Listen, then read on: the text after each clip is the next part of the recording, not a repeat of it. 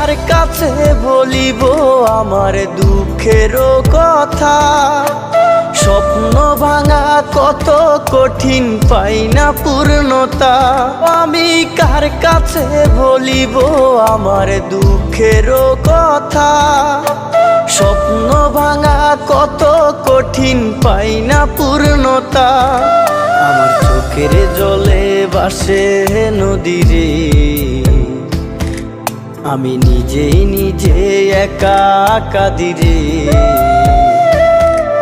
আমি নিজেই নিজে একা হাসি রে।